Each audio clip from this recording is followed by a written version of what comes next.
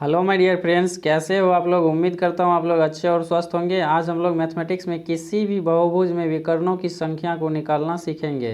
उससे पहले अगर आप चैनल पर नए हैं तो चैनल को सब्सक्राइब कर लीजिए ताकि आपको लगातार इसी तरह से आगे का क्लास सबसे पहले मिलता रहे।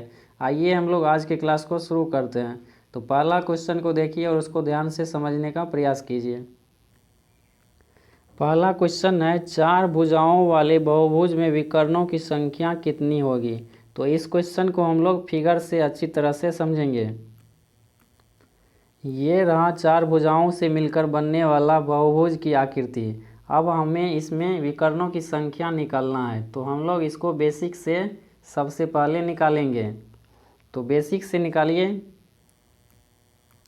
पॉइंट ए को सी से मिलाइए। पॉइंट ए को सी से मिलाएंगे, ये हो जाएगा पहला विकर्ण। उसी तरह पॉइंट सी को बी से मिलाना है, तो ये हो जाएगा दूसरा विकर्ण। ठीक है, तो पहला विकर्ण हो गया पॉइंट ए से डी तक की लंबाई। उसके बाद हो गया पॉइंट सी से बी तक की लंबाई को ही हम लोग विकर्ण कहते हैं। तो ये तो हो गया बेसिक से। अब हम लोग फार्मूला से निकालना सीखेंगे, क्योंकि चार भुजा यहाँ पे दिया गया है तो इसको आप लोग आसानी से ड्रॉ करके और उसमें बेसिक से निकाल सकते हैं। लेकिन यहीं पे अगर 50 भुजा दे दिया जाए तो उसको निकालना पॉसिबल नहीं होगा। ठीक है, तो हम लोग इसको से समझिए।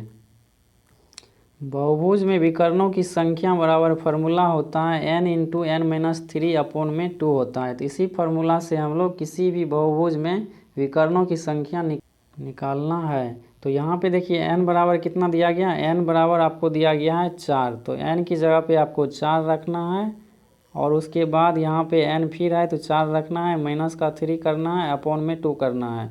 यहाँ पे अब हम लोग कैलकुलेट करेंगे इसको। 4 तो रहेगा इंटू इस छोटी कोष्ट का मतलब होता है, ब्रैकेट का मतलब होता है मल्टीप्लाई। मल्टीप्लाई करेंगे 4 में से 3 जाएगा 1 आ जाएगा, नीचे में आ जाएगा 2। इसको काटेंगे तो कितना आ जाएगा, 2 आ जाएगा।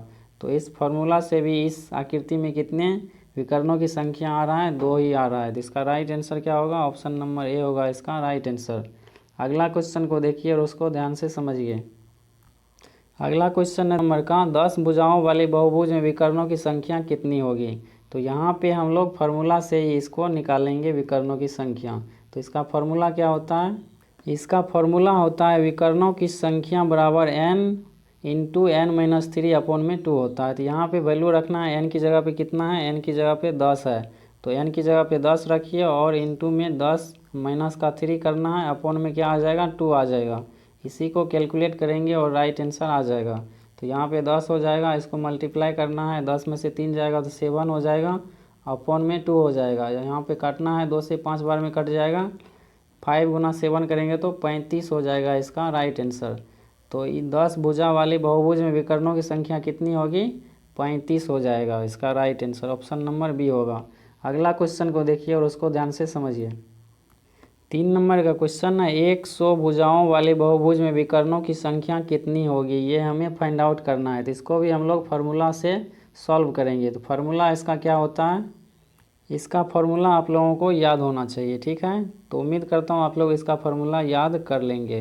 तो यहाँ पे n की जगह पे कितना दिया गया, n की जगह पे 100 आपको रखना है और ब्रैकेट में क्या हो जाएगा, 100 माइनस का 3 हो जाएगा, अपॉन में क्या हो जाएगा, 2 हो जाएगा।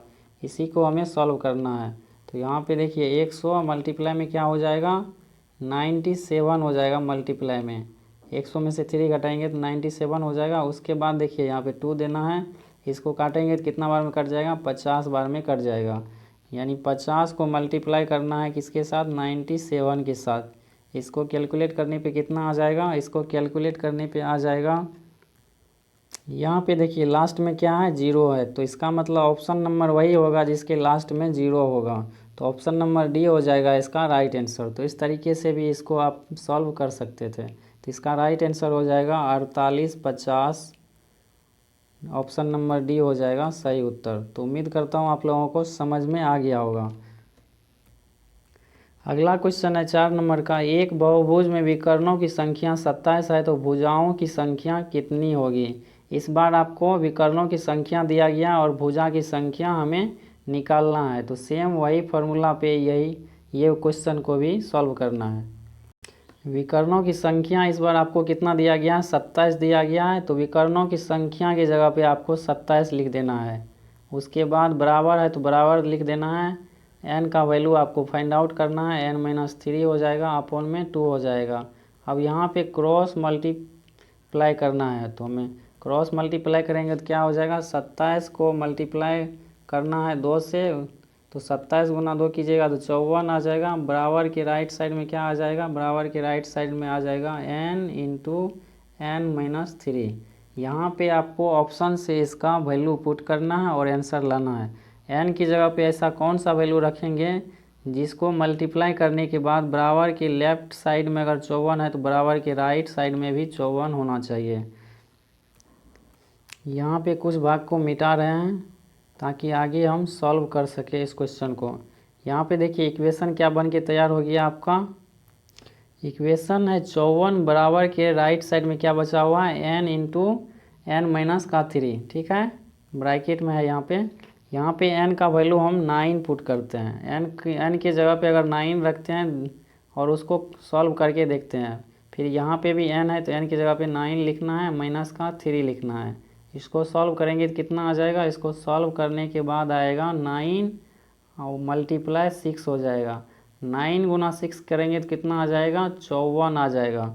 यानी बराबर के लेफ्ट साइड में जो 54 है वही 54 बराबर के राइट साइड में आ रहा है। वैल्यू कितना लेने पे, n का, n बराबर 9 लेने पे, तो इसका ऑप्शन नंबर ए हो जाएगा राइट आंसर। तो इस क्वेश्चन को ऑप्शन से हमें सॉल्व करना होता है। अगला क्वेश्चन है 5 नंबर का, एक बहुभुज में विकर्णों की संख्या इस बार 35 दिया गया है, भुजाओं की संख्या कितनी होगी ये हमें निकालना है। तो सेम वही फार्मूला पे इसको भी पुट करेंगे और इसका वैल्यू निकालेंगे। इस बार विकर्णों की संख्या कितना दिया गया है, इस बार विकर्णों की संख्या दिया गया है 35। तो विकर्णों की जगह पे हम लोग रखेंगे 35, विकर्णों की संख्या की जगह पे 35 रखना है और भुजा की संख्या निकालना है, यानी n आपको निकालना है। n का मतलब हो गया भुजा की संख्या। तो n हमें निकालना है तो n की जगह पे n लिखना है, n-3 करना है, अपॉन में 2 करना है। अब यहाँ पे क्रॉस मल्टीप्लाई करना है हमें, तो क्रॉस मल्टीप्लाई करेंगे तो क्या आ जाएगा, 35 को 2 से मल्टीप्लाई करेंगे 70 हो जाएगा। और बराबर के राइट साइड में क्या आ जाएगा, बराबर के राइट साइड में आ जाएगा n, ब्रैकेट में n-3। इसके बाद n की जगह पे आपको एक ऐसा वैल्यू लेना है ऑप्शन से जो इस इक्वेशन को सेटिस्फाई करें, यानी बराबर के लेफ्ट साइड में जो वैल्यू है वही आना चाहिए बराबर के राइट साइड में n का वैल्यू लेने पे। तो यहाँ पे ऑप्शन से देख लीजिए, ऑप्शन अगर डी अगर हम लेते हैं यहाँ पे n की जगह पे 10, तो देखिए क्या आता है, यही इक्वेशन आया था हम लोगों को। यहाँ पे देखिए n की जगह पे हम 10 पुट कर रहे हैं, n की जगह पे 10 रखेंगे, उसके बाद ब्रैकेट में है n-3, तो n की जगह पे 10-3 करेंगे तो कितना आ जाएगा, 7 आ जाएगा। तो इसको मल्टीप्लाई कर देना है 7 से, तो कितना आ रहा है, इसको मल्टीप्लाई करेंगे तो 70 आ रहा है।